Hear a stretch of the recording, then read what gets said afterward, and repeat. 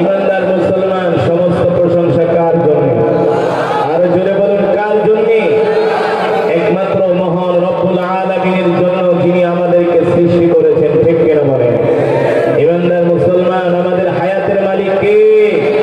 আর জোরে বলুন কে? আমাদের রিজিকের মালিক কে? আমরা কার গোলাম? এক আল্লাহর গোলাম। ঠিক কিনা বলেন?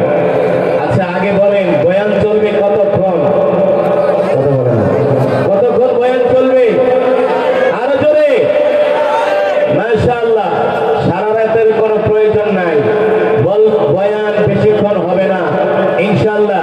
আমরা জমে জমে বসে বসে কোরআনের আলোচনা শুনবো। শেষ মোনাজাত দিয়া কে কে বাড়িতে যাব? হাত উঠে আল্লাহকে দেখায় দে। হাত সোজা করি, সোজা করি, হাত সোজা করি, বলি আল্লাহ। আর আওয়াজ দিয়ে বলি ইয়া আল্লাহ।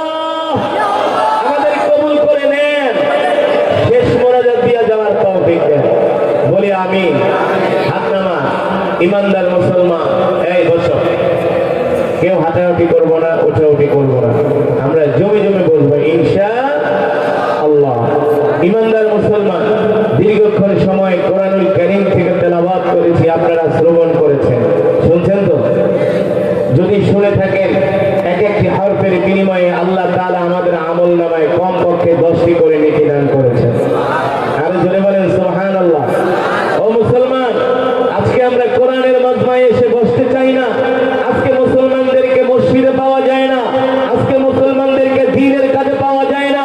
আজকে মুসলমানদেরকে জিহাদের ময়দানেও পাওয়া যায় না। ঠিক কিনা বলেন? অথচ এই পৃথিবীর জমিনে ইসলাম তো এমনি প্রতিষ্ঠা হয় নাই। এই পৃথিবীর জমিনে ইসলাম প্রতিষ্ঠা হয়েছে আল্লাহ রাসূলের রক্তের মাধ্যমে। ঠিক কিনা বলেন?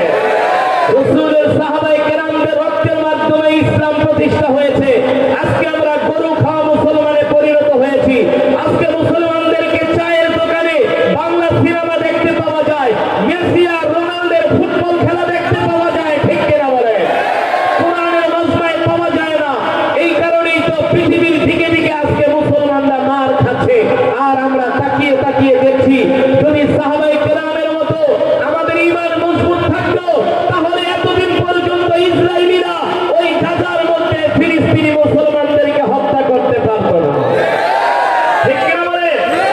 আমাদের শুধু কোরআনের মাহফিলে আসলেই চলবে না, আগামীতে আমাদেরকে জিহাদের ময়দানেও যেতে হতে পারে।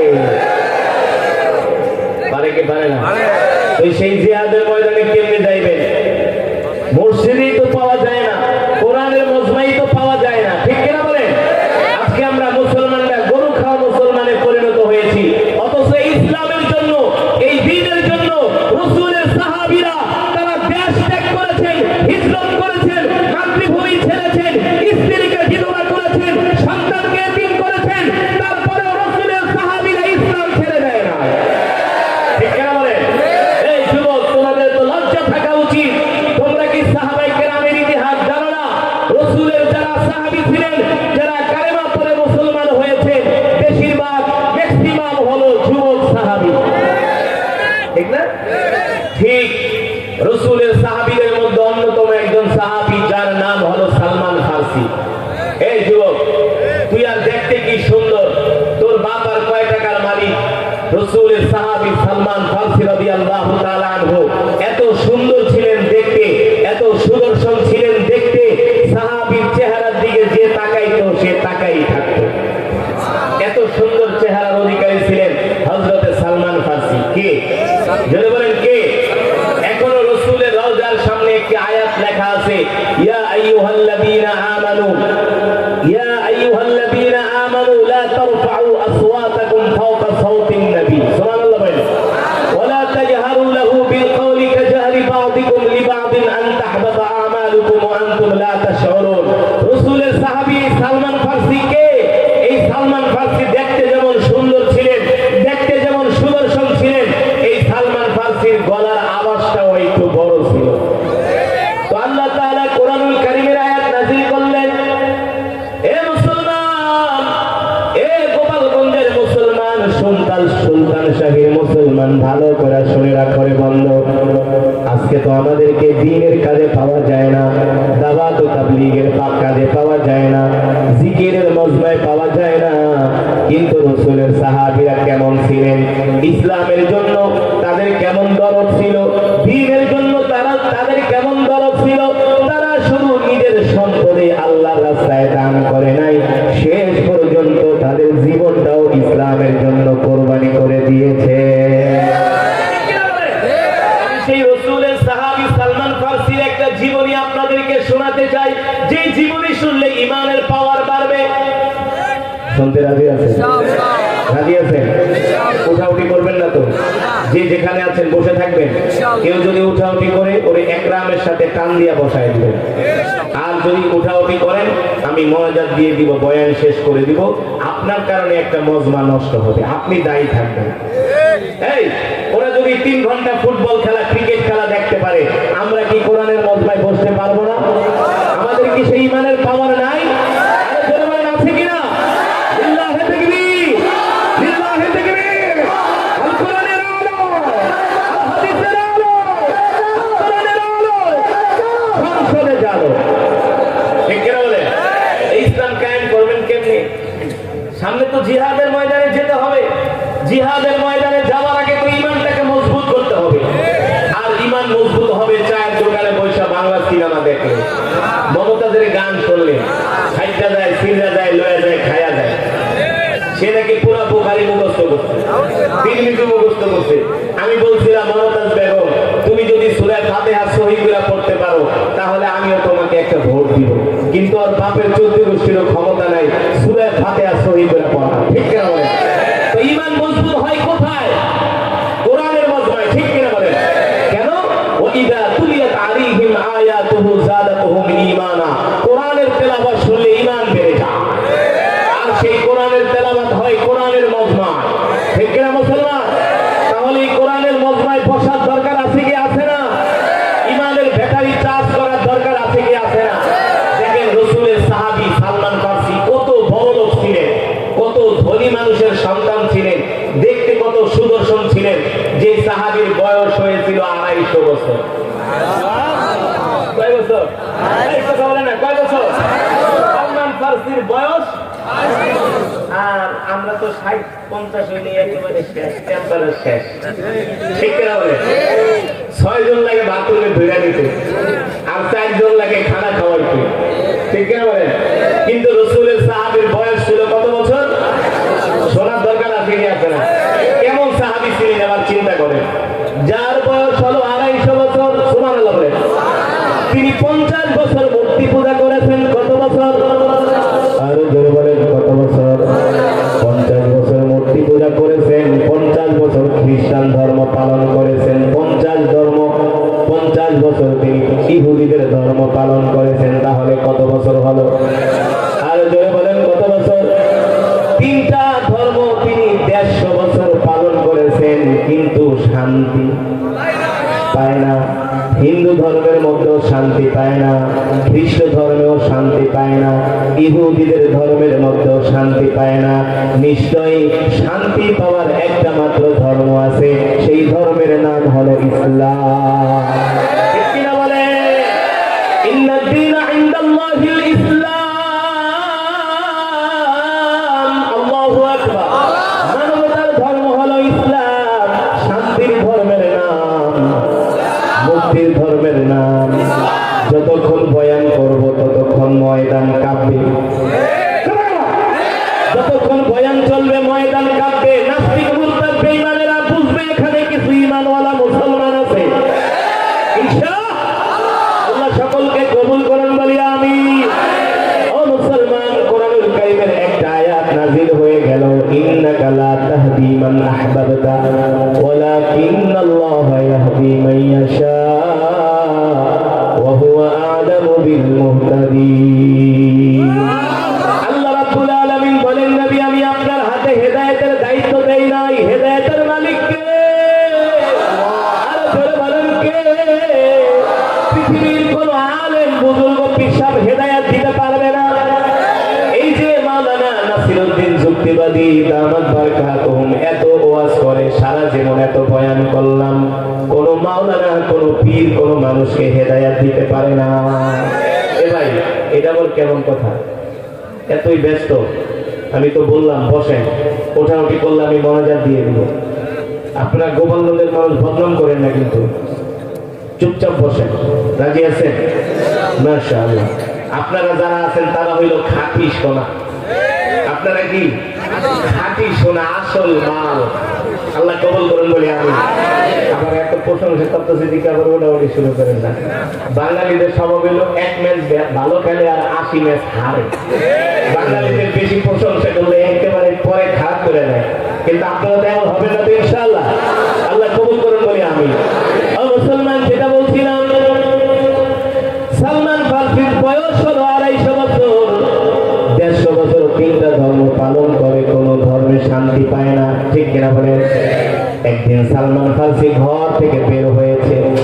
কিরে, 3টা ধর্ম পালন করলাম, কোন ধর্মে মজা পাইলাম না, তাহলে কি করা যায়? সালমান ফারসি খুঁজতেছে কোন জায়গায় গেলে শান্তির ধর্ম খুঁজে পাওয়া যায়, মুক্তির ধর্ম খুঁজে পাওয়া যায়, কোন ধর্ম পালন করলে দিলের মধ্যে শান্তি লাগে।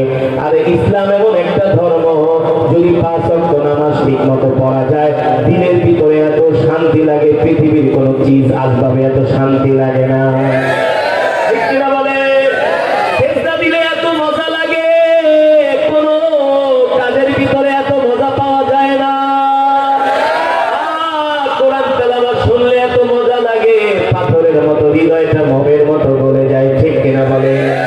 ইসলামের মতো এত শান্তির ধর্ম কোথাও আছে? পৃথিবীর কোথাও এত শান্তির ধর্ম নাই। সালমান ফারসি বলে 3টা ধর্ম পালন করলাম, কোন ধর্মের ভিতরে মজা পাই না। নিশ্চয়ই একটা শান্তির ধর্ম আছে, অবশ্যই অবশ্যই আমাকে শান্তির ধর্ম খুঁজে বের করতে হবে। ও মুসলমান, আমাদের তো 1000 বার, লক্ষ বার, কোটি বার আল্লাহর কদমে সেজদা দিয়া পয়রা থাকা উচিত। আমরা যে মুসলমান হইছি, মুসলমান হওয়ার ক্ষেত্রে আমাদের কোনো কষ্ট করতে হয় না। কাফের মুশরিকদের মার খাইতে হয় নাই, ঠিক কিনা বলে? আমাদেরকে হিজরত করতে হয় নাই, আমাদেরকে কোনো পেরেশানি করতে হয় নাই। আল্লাহ তাআলা আপনাকে আমাকে এমনি এমনি মুসলমানের ঘরে জন্ম দিয়েছেন, ঠিক কিনা বলে? এই জন্য শুকরিয়া দান আদায় করি, বলি আলহামদুলিল্লাহ। আর জোরে বলি আলহামদুলিল্লাহ। সালমান ফারসি মনে মনে ভাবে কোথায় গেলে শান্তির ধর্ম খুঁজে পাওয়া যায়। একদিন সালমান ফারসির বাবা বললেন, সালমান ফারসি তিরমিজির বর্ণনায় আসছে, যাও বাবা তুমি বাজারে যায় আমাদের দোকানটা দেখে আসো। সালমান ফারসি ঘর থেকে বের হয়েছে বাজারে দোকান দেখার জন্য। সালমান ফারসি রাস্তা দিয়ে হাইটা যায়, দেখে খ্রিস্টানদের গির্জার মধ্যে কিছু মানুষ ইবাদত করতেছে। সালমান ফারসি ওই গির্জার মধ্যে ঢুকে গেলেন, দেখেন খ্রিস্টানদের পাদ্রী ইনজিল শরীফ থেকে তেলাওয়াত করতেছে আর মানুষগুলো শুনতেছে। সালমান ফারসি বলে, মূর্তি পূজা করলাম ভালো লাগলো না, ইহুদিদের ধর্ম ভালো লাগলো না, বৌদ্ধদের ধর্ম ভালো লাগলো না, কত কিছু দেখলাম, শান্তি পাইলাম না, কিন্তু ইনজিল শরীফের তেলাওয়াত শুনে আমার কাছে খুব ভালো লেগেছে। সালমান ফারসি অনেকক্ষণ বৈশা বৈশা খ্রিস্টানদের ধর্মীয় গ্রন্থ ইনজিল শরীফ সে অনেকক্ষণ পর্যন্ত শুনেছে। খ্রিস্টানদের ধর্মীয় কিতাব অনেকক্ষণ পর্যন্ত তেলাওয়াত শোনার পরে তার কাছে ভালো লাগতেছে, তার কাছে ভালো লাগতেছে। কিন্তু খ্রিস্টানদের যিনি পাদ্রী, তার কাছে মানুষ এসে হাদিয়া দিচ্ছে, কেউ টাকা দিচ্ছে, কেউ পয়সা দিচ্ছে, কেউ খাবার দিচ্ছে, কেউ বস্ত্র দিচ্ছে। এমন করে করে হাদিয়া দিয়া যায়, যেমন আমরা মুসলমান ধর্মে হুজুরদেরকে হাদিয়া দেই, খ্রিস্টানরাও হাদিয়া দেয়। তো এমন সালমান ফারসি বলে, হাদিয়া দিতে দিতে পাদ্রীর চতুর্পাশে হাদিয়ার স্তূপ হয়ে গেল। বুঝলেন? হাদিয়া পেতে পেতে চতুর্পাশে টাকা পয়সা, খাওয়া দাওয়া, বস্ত্র একেবারে স্তূপ হয়ে গেছে। মানুষগুলো হাদিয়া দিয়ে চলে গিয়েছে আর বলে গেছে, হুজুর এই হাদিয়া আপনিও খাবেন, আপনার আশেপাশে যারা মানুষ আছে তাদেরকেও দিবেন। কিন্তু পাদ্রী কি করতেছে, মানুষের হাদিয়া গুলো পায়া মাটির নিচে বড় গর্ত করে সেই গর্তের ভিতরে লুকায় রাখতেছে, সব একা একাই খাবে, মানুষকে দিবে না। সালমান ফারসি বলেন, যেই ধর্মের পাদ্রী একা একা খাইতে পারে, মানুষের প্রতি দয়া করে না, ওই ধর্ম কখনো সত্য ধর্ম হতে পারে না। এই যে সুলতান শাহী মাদ্রাসায় 82 লক্ষ টাকা আয় হয়েছে, এই টাকা দিয়ে কি নাসির সাহেব বিল্ডিং করছে? তিনি তো মাদ্রাসার বিশাল বিশাল ভবন করতেছে, এতিমদেরকে খাওয়াচ্ছে, গরিবদের খাওয়াচ্ছে, ঠিক কিনা বলেন? এতিম গরিবদের খাবার তো কোনো পয়সা আত্মসাৎ করে না। এই যে বাংলাদেশে হাজার হাজার কোটি কোটি টাকা মানুষ মাদ্রাসা মসজিদে দান করতেছে, এই টাকা দিয়ে আলেম ওলামারা মাদ্রাসা বানাইতেছে। কথা বলেন। কিন্তু ওই খ্রিস্টান পাদ্রী নিজে সব আত্মসাৎ করার জন্য মাটি গর্ত করে মাটির কলসের মধ্যে টাকাগুলো, অর্থগুলো, খাবারগুলো ঢুকায় রাখতেছে, কাউকে দিবে না, সে একাই খাবে। সালমান ফারসি বলে, তোর ধর্মটা ভালো লাগলো, মনে করছি তোর ধর্ম ভালো ধর্ম, তুই ভালো মানুষ, কিন্তু দেখি তুইও নাম্বার 1 চোর। তার মানে তোর ধর্ম সঠিক ধর্ম, তোর ধর্ম সঠিক ধর্ম। মানুষ যখন চলে গেছে, সালমান ফারসি ঘরের দরজা লাগাই দিয়া পাদ্রীকে বলে, এ পাদ্রী, সত্যি করে বল, তোর ধর্মীয় গ্রন্থ শুনে আমার খুব ভালো লেগেছে, কিন্তু তোমার কাজ কারবার দেখে আমার কাছে মনে হইতেছে তুমি হলো 6 নাম্বার। বলে কেন? বলে তোমার কাছে মানুষ অর্থগুলো দিয়ে যায়, এই অর্থগুলো মানুষদেরকে দেওয়ার জন্য, গরিবদেরকে দেওয়ার জন্য, কিন্তু তুমি আত্মসাৎ করতেছো। তোমার ধর্মীয় কিতাব আমার কাছে ভালো লাগলো, এই কারণে আমি তোমার মজমায় বসলাম। শোনো, এই পর্যন্ত আমি 2টা ধর্ম পালন করেছি 100 বছর, কোন ধর্ম আমার কাছে ভালো লাগে নাই, তোমার ধর্মটা একটু ভালো লাগছে, কিন্তু তুমি যে 2 নাম্বারই করতেছো, এই 2 নাম্বারই দেখা তোমার ধর্ম আমার কাছে ভালো লাগলো না। আমার কাছে মনে হয়েছে এর চাইতে আরো সুন্দর একটা ধর্ম আছে। এ পাদ্রী, সত্যি করে বল, তোর ধর্ম সত্য ধর্ম না, নিশ্চয়ই এর চেয়ে আরেকটা সত্য ধর্ম আছে। এই পাদ্রী, তুই আমাকে সত্যি করে যদি না বলস, তুই জনগণের পয়সা আত্মসাৎ করতেছস, এই কথা আমি জনগণকে বলে দিব। আমি যদি রোমের জনগণদেরকে বইলা দিই, তাহলে একটা মাইরও মাটিতে পড়বে না। সত্যি করে বল। পাদ্রী সালমান ফারসির হাত ধরে বলে, বাবারে ঘরের দরজা লাগাও, আমি তোমাকে সত্যি করে বলতেছি, এই পৃথিবীর জমিনে খ্রিস্ট ধর্ম সত্য ধর্ম না, মূর্তি পূজাও সত্য ধর্ম না, ইহুদিদের ধর্ম সত্য ধর্ম না, শেষ জামানায় একটা সত্য ধর্ম আছে, এই ধর্মের নাম হলো ইসলাম। জোরে বলেন আল্লাহু আকবার। সেই ধর্মের নাম কি? আরো জোরে বলেন। সেই ধর্মের নাম হলো ইসলাম। এবার সালমান ফারসি বলে, সত্যি করে বলো, আমি ইসলাম ধর্ম কোথায় গেলে পাবো? ওই পাদ্রী ডাক দিয়ে বলে, সালমান, এই রোম পারস্যে তুমি সত্য ধর্ম পাবে না। যদি তুমি সত্য ধর্ম পেতে চাও, সত্য ধর্মের নবী, যার নাম হলো মুহাম্মদুর রাসূলুল্লাহ সাল্লাল্লাহু আলাইহি ওয়াসাল্লাম, ওই নবীকে যদি পেতে চাও, এই রোম পারস্যে সেই নবীকে পাবে না। সালমান ফারসি বলে, কোথায় গেলে পাবো? বলে, সেই নবীকে পেতে হলে তোমাদেরকে যেতে হবে মক্কায়, মদিনায়। সুবহানাল্লাহ বলে। সেই ধর্মকে পেতে হলে তোমাকে যেতে হবে মদিনায়। যাও যাও, তুমি সেই নবী মুহাম্মদ সাল্লাল্লাহু আলাইহি সাল্লামকে খুঁজে বের করো। সালমান ফারসি বলে, আমি কিভাবে যাব? আমাকে বলার রাস্তা বলে দাও। এবার ওই পাদ্রী ডাক দিয়ে বলে, সালমান, এটা হলো শেষ জামানা। এই শেষ জামানায় অনেক মানুষ নিজেকে নবী দাবি করবে, কিন্তু যিনি ইসলামের সত্য নবী, তাকে চেনার 3টা আলামত আছে। এই 3টা আলামত যদি তুমি তার মধ্যে পাও, সালমান আর দেরি করবে না, তার হাতে হাত রেখে কালেমা পড়ে মুসলমান হয়ে যাবে। সালমান ফারসি বলে, আমি কিভাবে সেই মক্কায় যাব? আমাকে পথ বলে দাও। বলে, সালমান, রোম পারস্য থেকে সেই মক্কা হলো 8000 কিলোমিটার দূরে। এত দূরে তুমি কিভাবে যাবা? শোনো, এখান থেকে সরাসরি তুমি সেই মক্কায় যেতে পারবা না। তুমি যদি মক্কায় যেতে চাও, তাহলে সালমান, এখান থেকে তুমি সিরিয়ার রাজধানী দামেস্কে চলে যাবা। ওই সিরিয়ার রাজধানী দামেস্কে মক্কা থেকে একদল ব্যবসায়ী কাফেলা প্রতি বছর ব্যবসা করার জন্য তারা সিরিয়ার রাজধানী দামেস্কে আসে। যদি পারো, ওই কাফেলার সঙ্গী হয়ে তুমি মক্কায় চলে যাবা, ওই কাফেলার সঙ্গী হয়ে মদিনায় চলে যাবা। মক্কা মদিনায় যাওয়ার পরে তুমি শেষ নবী মুহাম্মদ সাল্লাল্লাহু আলাইহি সাল্লামকে চিনতে পারবা। সালমান ফারসি বলে, ভালো করে বলে দাও, ওই নবীকে চেনার আলামত কি? সালমান ফারসিকে পাদ্রী বলতেছে, সালমান শোনো, ওই নবীকে চেনার আলামত হলো 1 নম্বরে তুমি তাকে কিছু সদকার মাল দিবা। যদি সদকার মাল খায়, তাহলে বুঝবা সে সত্য নবী না, কারণ নবীদের জন্য সদকা খাওয়া হারাম, নবীদের জন্য। 2 নম্বরে তুমি তাকে হাদিয়া দিবা। যদি হাদিয়ার মাল গ্রহণ করে, তাহলে বুঝবা সে সত্য নবী। আল্লাহু আকবার। 3 নম্বরে তার ডান বাহুর মধ্যে আল্লাহ তাআলা একটা খতম নবুয়তের সিল মেরে দিয়েছে। এই ডান বাহুতে তার খতমে নবুয়তের সিল লেখা তাকে চিনে নিবা। আল্লাহু আকবার। এবার সালমান ফার্সি দৌড়ায় বাড়িতে আসলেন।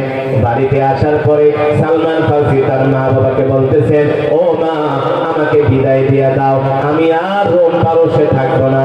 কেন রে বাবা থাকবি না? মা, 150 বছর 3টা ধর্ম পালন করলাম, এই ধর্ম পালন কইরা শান্তি পাই না, তাহলে বাবা কি করতে চাস? বলে, আমি শান্তির ধর্ম খুঁজে পেয়েছি। কোথায় শান্তির ধর্ম খুঁজে পেয়েছো? আমি শান্তির ধর্ম খুঁজে পেয়েছি মক্কায়। ও মা, আমাকে দোয়া কইরা দাও, আমি মক্কায় চলে যাব গো মা। কেন মক্কায় চলে যাবি? ইসলামের নবী, শেষ নবী মুহাম্মদ সাল্লাল্লাহু আলাইহি সাল্লামের সন্ধান পেয়েছি। যতক্ষণ পর্যন্ত আমি মুহাম্মদ সাল্লাল্লাহু আলাইহি সাল্লামকে না পাবো, ততক্ষণ পর্যন্ত আমি শান্তি পাবো না। সালমান ফার্সির মা ডাক দিয়া বলে, এ সন্তান, আমাদের সম্পদের অভাব নাই, অর্থবিদ্যার অভাব নাই, তুই কোথায় যাবি? না খায়া থাকবি, ঘর নাই, বাড়ি নাই, মা বাবা ছেড়ে, এত বিশাল অট্টালিকা ছেড়ে তুই তোর দেশ ছেড়ে ওই মক্কায় চলে যাবি? না বাবা না, মা বাবা ছেড়ে যেতে পারবি না, এত সম্পত্তি আমরা কি করব? সালমান ফার্সি বলে, মা, তুমি আমাকে সম্পদের লোভ দেখাও না, তোমার ভালোবাসার লোভ আমাকে দেখাও না। আমি কসম করে বলি, বিন্দু মাত্র ভালোবাসার, সম্পদের ভালোবাসা আমার দিলের মধ্যে না। কিসের ভালোবাসা আছে? বলে, মুহাম্মদ সাল্লাল্লাহু আলাইহি সাল্লামের ভালোবাসা আছে। আল্লাহু আকবার। এই কথা শোনার পরে সালমান ফার্সির মা বাবা বুঝতে পারলেন, এই সন্তান তো আর ঘরে থাকবে না, এই সন্তানকে তো আর ঘরে আটকায় রাখা যাবে না। কি করলেন? 2টা শিকল এনে এক হাত বাঁধলেন, 2 হাত, 2 পা বেঁধে, 2 হাত 2 পা বেঁধে সালমান ফার্সিকে ঘরের খুঁটির সাথে তালা মেরে দিলেন, যাতে করে সালমান ফার্সি ঘর থেকে পালায় যেতে না পারে। সালমান ফার্সির ইসলাম ধর্ম গ্রহণের ঘটনা শোনার পরে হযরত ওমরের চোখ দিয়া ঝরঝর করে পানি পড়ছে। মাঝে মাঝে হযরত ওমর ডাক দিতেন সালমান ফার্সিকে, সালমান ফার্সি, এদিকে আসো সালমান, তোমার ইসলাম ধর্মের ঘটনাটা আমাদেরকে শোনাও। কারণ এত কষ্ট করেছে, এত কষ্ট করেছে সালমান ফার্সি ইসলামের জন্য। আল্লাহু আকবার। এবার সালমান ফার্সির মা বাবা তার 2 হাত 2 পা শিকল দিয়া বেঁধে ঘরের খুঁটির সাথে তালা মেরে রাখছে, যাতে সে ঘর থেকে বের হতে না পারে, মক্কায় আসতে না পারে, আল্লাহর নবীকে যাতে খুঁজে না পায়, এই জন্য সে ঘরের ভিতরে তাকে আটকায় রাখছে।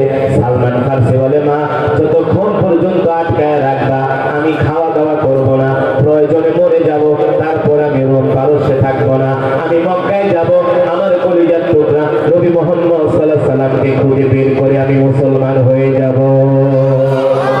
ইসলাম ধর্ম পাওয়ার জন্য এত কষ্ট করেছে মুসলমান। ও যুবক, আজকে তুমি মুসলমান হইয়া আজকে তুমি নামাজ পড়ো না, তোমাকে কোরআনের মজমায় পাওয়া যায় না, ঠিক কিনা বলে? তোমাকে পাওয়া যায় গাঞ্জা খাওয়ার আড্ডায়, তোমাকে পাওয়া যায় জুয়া খেলার আড্ডায়। কথা বলে না, কথা বলে না? এ মুসলমান, সালমান ফার্সির মা বাবা তাকে ঘরের শিকল দিয়ে আটকায় রাখলেন। বছরের পর বছর তাকে ঘরের মধ্যে শিকল দিয়ে আটকায় রাখে।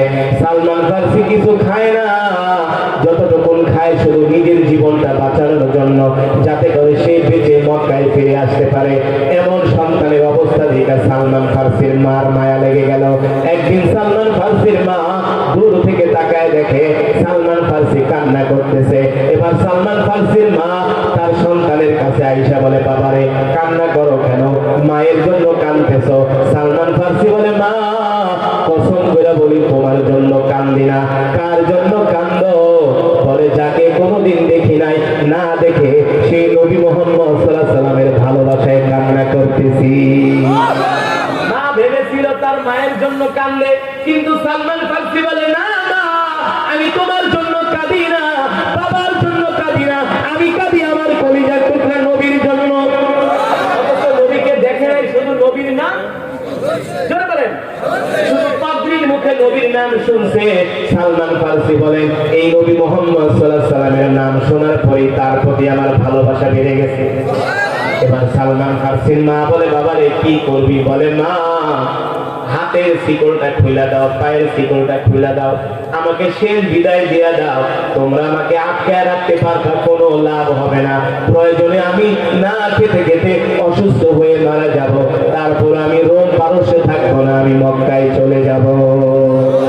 এবার সালমান ফার্সির মা বাবা মিলে তার ঘরে তার হাতের পায়ের বাঁধন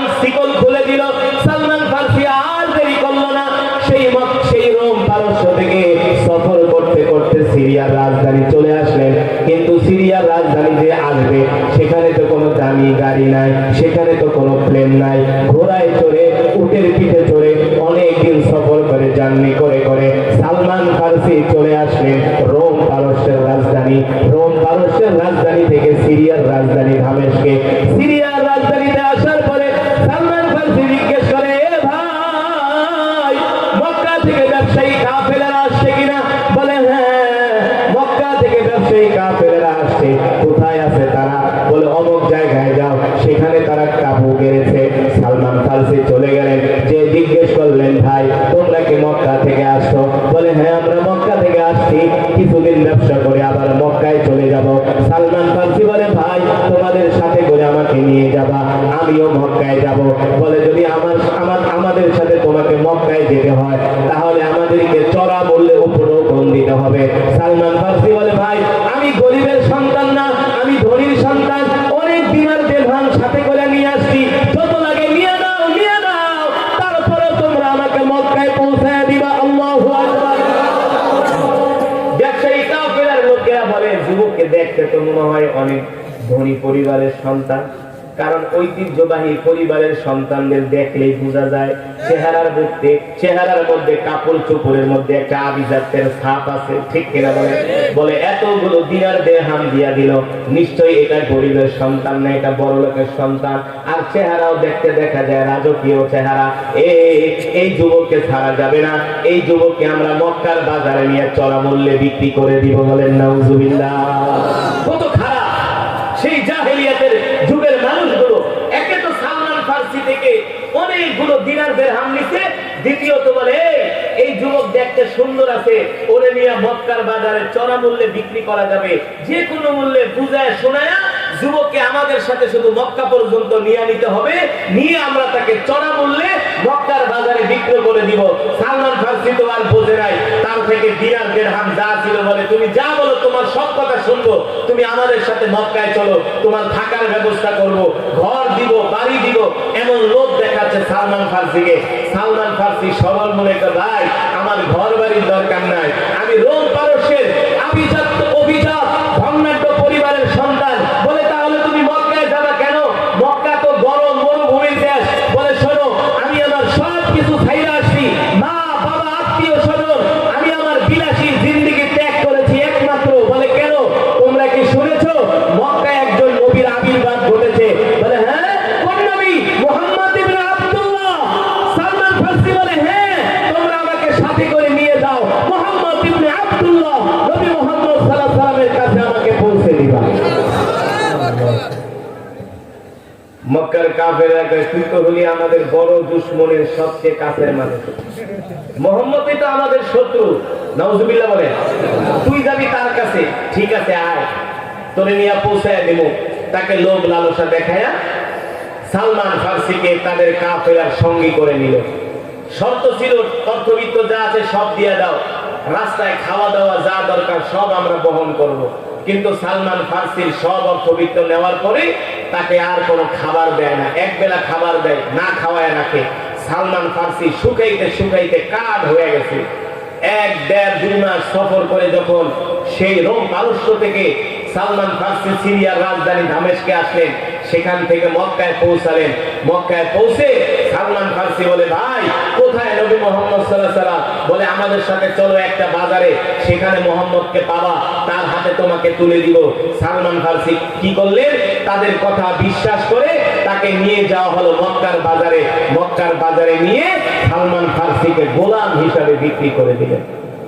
সালমান ফার্সি বলে, ভাই তোমাদের সাথে তো আমার এমন কথা ছিল না, আমাকে কেন গোলাম হিসাবে বিক্রি করে দিলাম? একজনে ছুরি ধরে বলে, বেটা কথা বলবি, মুহাম্মদ হলো আমাদের দুশমন, আমাদের বাপ দাদার দুশমন, সেই মুহাম্মদের কাছে আসছস, কথা বললে জীবনের পরে শেষ করে দিব, কোনো কথা বলবি না, যা রোম পারস্যের আরামের জিন্দেগি বাদ দিয়া মক্কায় আসছস, এবার গোলামি কইরা খা। এইভাবে সালমান ফার্সিকে গোলাম হিসাবে মক্কার বাজারে বিক্রি করে দিলেন। সালমান ফার্সি রাদিয়াল্লাহু তাআলা আনহুকে গোলাম হিসাবে কিনে নিলেন। যে মনিব গোলাম হিসাবে কিনে নিছেন সে বলে, এত সুন্দর গোলাম আমি আজ পর্যন্ত কোনোদিন দেখি না। সালমান ফার্সি দেখতে শুনতে সুন্দর, ভদ্র, সভ্য, বিনয়ী, আমানতদার, আমানতের খেয়ানত করে না। এবার ওই মনিবের খেজুরের বাগানে সালমান ফারসি সারাদিন কাজ করে, আর রাত্র হলে মক্কার অলিতে গলিতে নবীকে খুঁজে বেড়ায়। কোথায় পাবে নবীকে? মক্কার কাফেররা তো আর বলে না নবী মুহাম্মদ সাল্লাল্লাহু আলাইহি সাল্লাম কোথায় আছে। ঠিক একদিন সালমান ফারসি বলে, আমি খেজুরের বাগানে কাজ করতেছি, হঠাৎ করে একজন যুবক আমার খেজুরের বাগানে আইসা বলে, আরবদের কপাল পুড়ে গেছে, আরবদের কপাল পুড়ে গেছে। আমার খেজুরের বাগানের মালিক বলে, কি হয়েছে? বলে, মক্কায় মুহাম্মদ ইবনে আব্দুল্লাহর আবির্ভাব ঘটেছে, সে নিজেকে নবী দাবি করে, তার সাথে মক্কার সকল যুবকরা হাতে হাত থেকে কালেমা পড়ে মুসলমান হয়ে যাচ্ছে। সালমান ফারসি বলে, আমি ছিলাম খেজুর গাছের মাথায়, আমি ছিলাম খেজুর গাছের মাথায় খেজুর পাড়তেছি।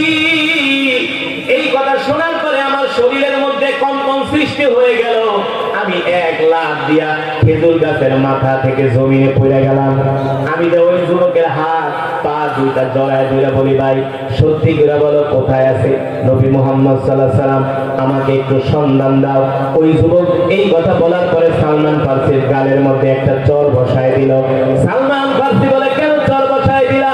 বলে, এ বেটা, মুহাম্মদ হলো আমাদের দুশমন, আর এই দুশমনের সাথে তুমি দেখা করতে চাও, তোমার সাথে কি আমরা ভালো আচরণ করবো নাকি?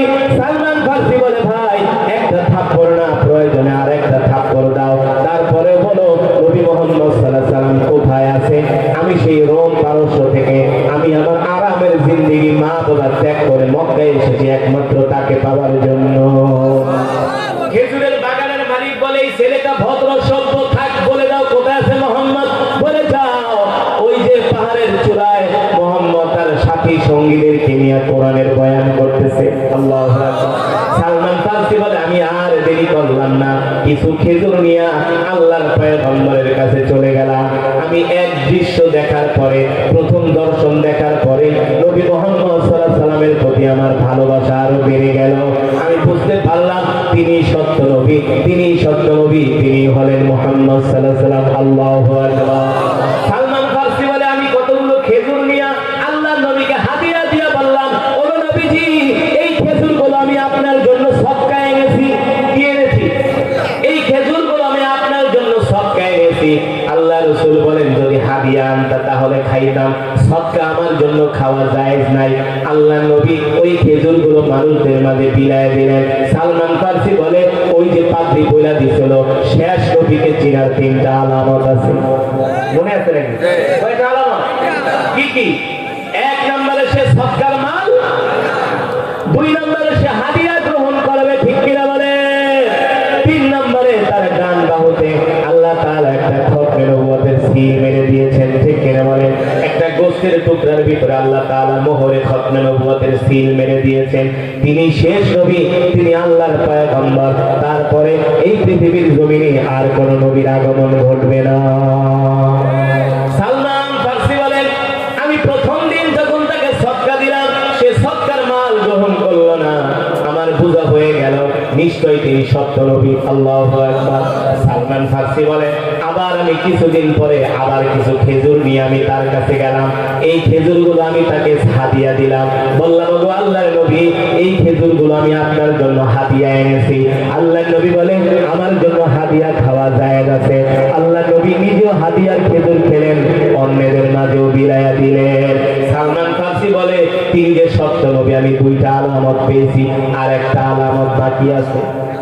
আর একটা আলামত হলো আল্লাহর নবীর ডান বাহুর মধ্যে খতমে নবুয়তের একটা মোহর আল্লাহ মেরে দিয়েছেন, ঠিক কিনা বলেন? কিন্তু এই মোহরটা কিভাবে দেখবে?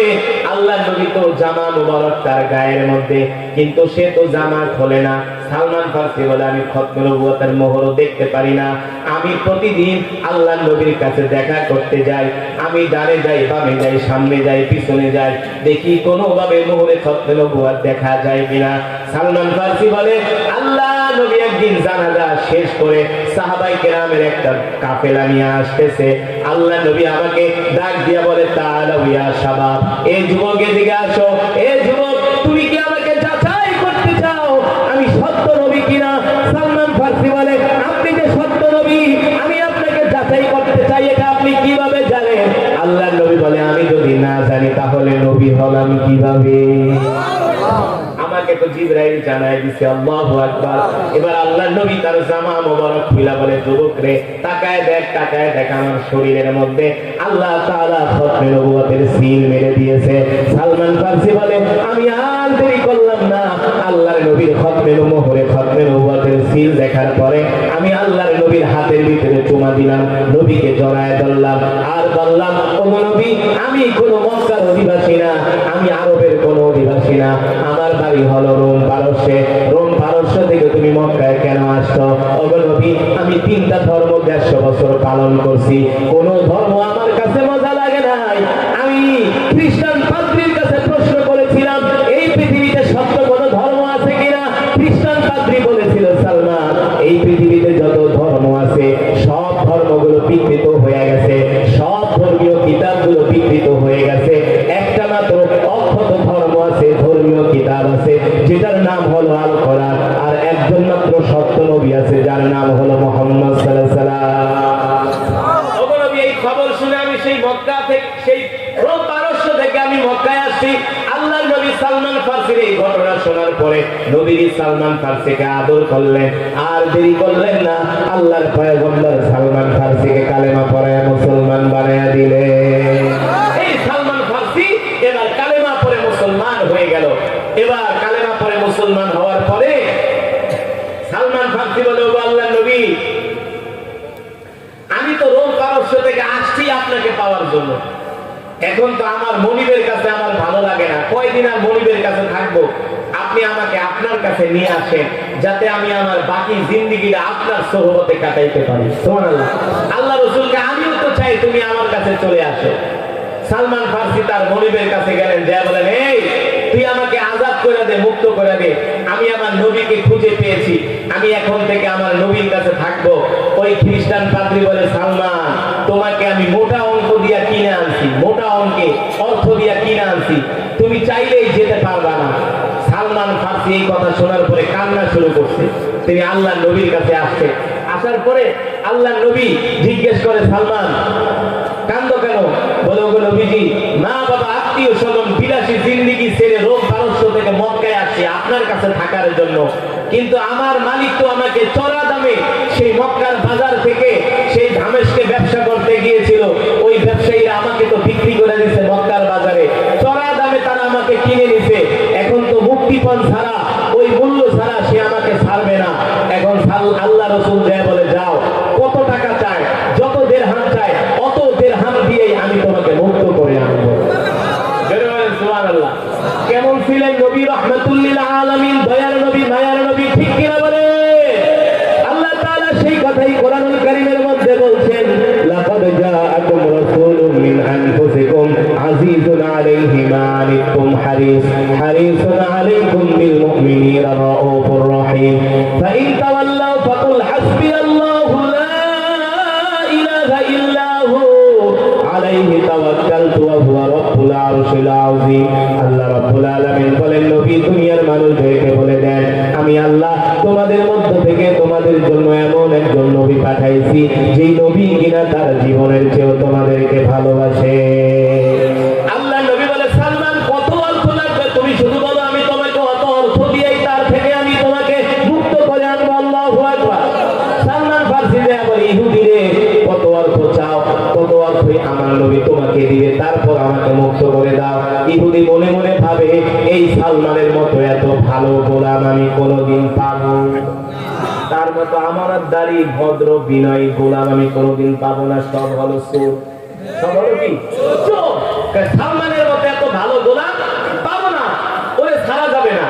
ইহুদি আজকে বলে এত দিরহাম, 2 দিন পর গায়ে এত দিরহাম, 3 দিন পর গায়ে এত দিরহাম, মানে এর একটা বাহানা, তাকে ছাড়বে। আল্লাহ নবী বলে, যত দিরহাম চাও ইহুদিকে বলো, আমি তত দিরহাম দিব, তারপরেও তোমাকে মুক্ত করে দিবে। ইহুদি শুধু ধানাই বানাই কথা বলে, ছাড়ে না, ছাড়ে না, বুঝতে বাকি নাই আর ইহুদি সালমানকে ছাড়বে না। এবার ইহুদি বলে, এ সালমান, তোমাকে মুক্ত করার একটা উপায় আছে। তোমার নবী মুহাম্মদ সাল্লাল্লাহু আলাইহি সাল্লাম যদি আমাকে 600 খেজুরের চারা লাগায় দিতে পারে, আর ওই খেজুরের চারায় যদি গাছ ওঠে, তাহলে আমি তোমাকে মুক্ত করে দিব। এবার সালমান ফারসি আল্লাহ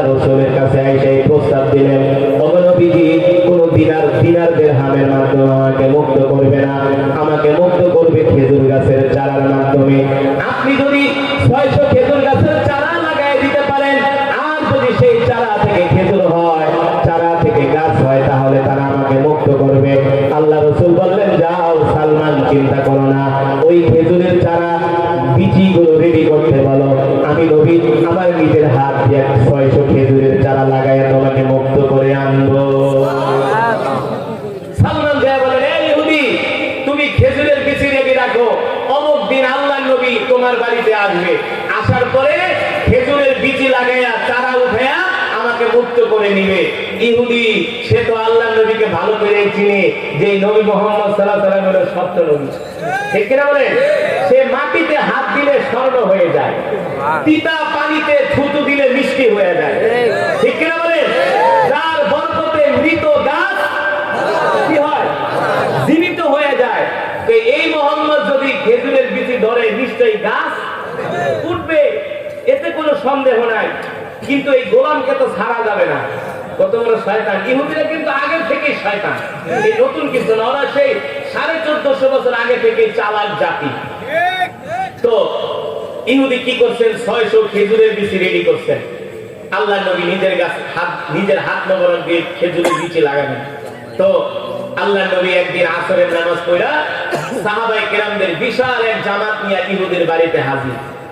ইহুদি যখন দেখছে আল্লাহ নবী গেছে, ইহুদি মনে মনে কয়, আজকে তো সালমানকে আমার থেকে ছাড়াই নিয়ে যাইবো, আজকে আর রাখা যাবে না। তো কি করা যায়? যেই 600 খেজুরের বিচি রেখেছিল, কোন কোন বর্ণনায় আসছে ওই 600 খেজুরের বিচি ইহুদি কি করছে? আগুন দিয়া জ্বালায় দিচ্ছে। তো আগুন দিয়ে যদি আপনি বিচি জ্বালায় দেন, ওই বিচি থেকে কোনোদিন গাছ উঠবে? আসল মূলই তো নষ্ট হয়ে যাবে, পুড়ে যাবে, ঠিক না বলেন? কথাটা ভালো করে খেয়াল করেন। 600 খেজুরের বিচি ইহুদি কি করেছে? আগুন দিয়ে জ্বালিয়ে দিয়েছে। এখন আল্লাহ রাসূল যাওয়ার পরে বলে, সালমান খেজুরের বিচি নিয়ে আসো, আমি খেজুরের বিচি লাগাবো, আমি শেষ করে দিচ্ছি আর মাত্র 5 মিনিটের ভিতরে। বলবেন তো ইনশাআল্লাহ? বয়ানটা শেষ করবো, ধৈর্য আছে তো ইনশাআল্লাহ? লিল্লাহি তাকবীর, লিল্লাহি তাকবীর। আজকে মাহফিলের যিনি প্রধান আকর্ষণ, যার ওয়াজ আমি নিজেই শুনি, গাড়ির মধ্যে হযরতের ওয়াজ আমি শুনি, মন খারাপ থাকলে শুনি, খুব ভালো লাগে। তিনি শুধু গোপালগঞ্জ নয়, সারা বাংলাদেশের অহংকার, ঠিক কিনা বলেন? থাকে এই অজপাড়া গায়ে, কিন্তু ঢাকার রাজধানীতে যায় বয়ান করলে লক্ষ মানুষের সমাগম হয়। যার নাম মাওলানা নাসির উদ্দিন যুক্তিবাদী, তিনি ওই ভুয়া ঠুয়া যুক্তি দেন না, তার যুক্তির সাথে বর্তমান বাস্তবতার সাথে মিল আছে। হযরত আমার পরে আপনাদেরকে নসিহত করবেন, তো ইনশাআল্লাহ আপনারা শেষ মোনাজাত দিয়ে যাবেন তো? এই উঠে পারবেন, বসেন, শেষ মোনাজাত দিয়ে যাবো ইনশাআল্লাহ। আমি কি বয়ান শেষ করবো না? শেষ করে দিই। হযরত এখন আলোচনা করবে, কি বলেন? আমার অন্য বছর ইনশাআল্লাহ সাক্ষাৎ হবে। হ্যাঁ, শেষ করবো? একটু আছে? মাশাআল্লাহ, মাশাআল্লাহ, মাশাআল্লাহ। বসেন, শেষ করছি। তো এই ইহুদি কি করছে? 600 খেজুরের বিচি কি করছে? 600 খেজুরের বিচি আগুন দিয়ে জ্বালায় দিচ্ছে। জ্বালায় দেওয়ার পরে সালমান ফারসি গায়ে, ইহুদি খেজুরের বিচি দে। সালমান, খেজুরের বিচি দিয়ে কি করবা? আমার নবী আসছে, তার নিজের বরকতে হাত দিয়ে খেজুরের বিচি লাগাবে, গাছ উঠবে, তুই আমাকে ছেড়ে দিবি। ইহুদি কয়, খেজুরের বিচি দিয়ে দিব? বিচি তো আমি আগুন দিয়ে পোড়াই ফেলছি। নাউজুবিল্লাহ, কত বড় ফাজিল! পোড়া বিচি দে। মনে করছিল ইহুদি মিথ্যা কথা কয়, এখন দেয় না, আসলে খেজুরের বিচি আগুন দিয়ে জ্বালায় দিচ্ছে। সালমান ফারসি বলে, ইহুদি খেজুরের বিচি আগুন দিয়ে জ্বালায় দিছ, কারণ কি? বলে, সালমান রে রাগ করিস না, এই জীবনে যত গোলাম রাখছে, তোর মতো এত ভদ্র গোলাম পাই নাই, তোর মতো এত আমানতদারি গোলাম পাই নাই রে সালমান। এ সালমান, আমি চাই না তুমি আমাকে ছেড়ে দাও, এই কারণে আমি কৌশল অবলম্বন করছি।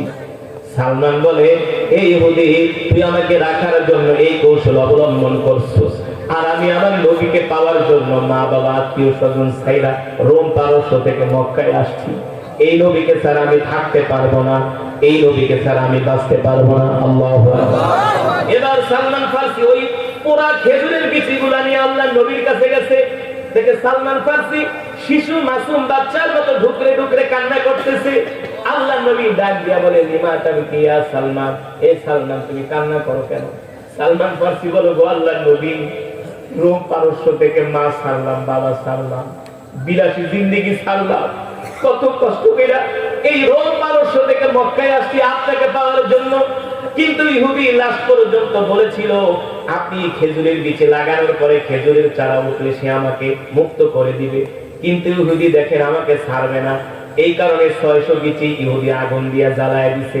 এখন তো আর আমি মুক্ত হতে পারবো না, কিভাবে আমি আপনার কাছে যাব? আপনাকে ছাড়া তো আমি বাঁচবো না।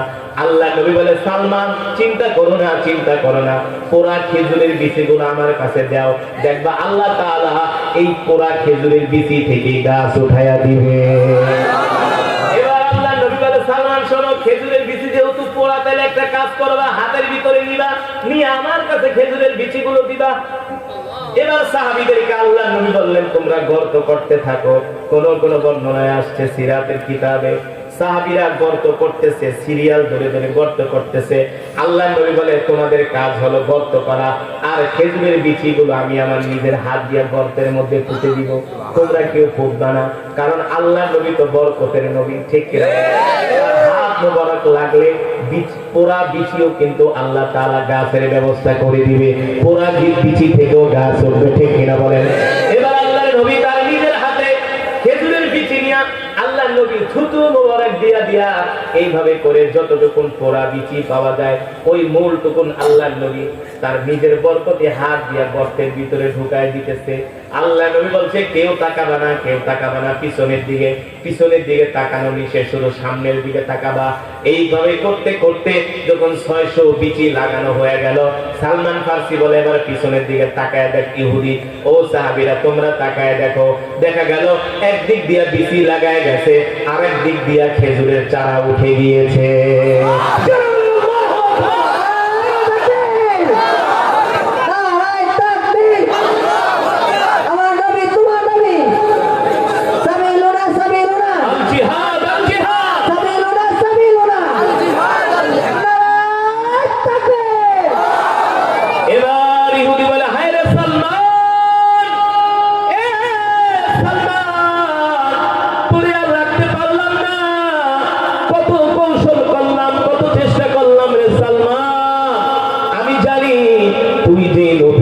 পাগল হইয়া রোম পারস্য থেকে মক্কায় আসতো, এই নবী সত্য নবী, কোনো সন্দেহ না।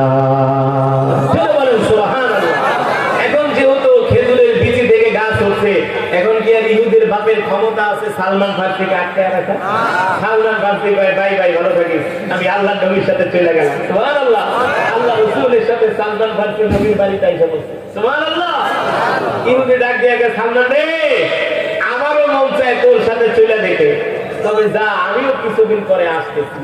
আমি যদি এখনই পারতাম, আমিও আমার বাপ দাদার ধর্ম এই মুহূর্তে ত্যাগ করে আমিও মুহাম্মাদের হাতে হাত রেখে কালেমা করে মুসলমান, তবে আমিও মুসলমান হব, আর কিছুদিন পরে আসতেছি।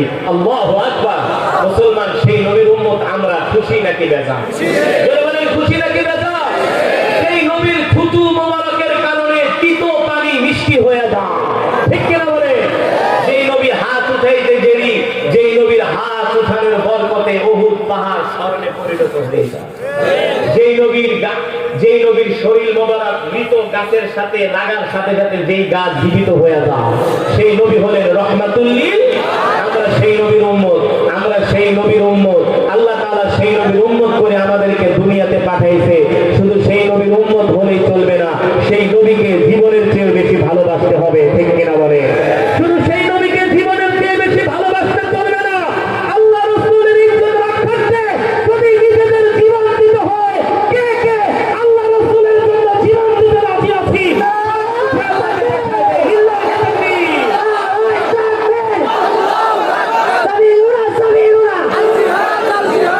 মাশাআল্লাহ, হাত নামান। সেই নবীর জন্য যদি আমাদের জান মাল কোরবানি করতে হয়, রাজি আছি তো ইনশাআল্লাহ? যদি জীবনটা দিতে হয়, রাজি আছি তো ইনশাআল্লাহ? আমরা সেই নবীর জন্য প্রয়োজনে সন্তানকে এতিম করব, স্ত্রীকে বিধবা করব, তারপর নবীর ইজ্জত আমরা রক্ষা করব। আল্লাহ তাআলা আমাদের তৌফিক দান করুন, বলে আমিন। আজকের এই মাহফিল, আজকের এই মজমাকে আল্লাহ তাআলা কবুল করুন। সুলতান শাহী বাংলাদেশের এই ঐতিহ্যবাহী প্রতিষ্ঠানকে আল্লাহ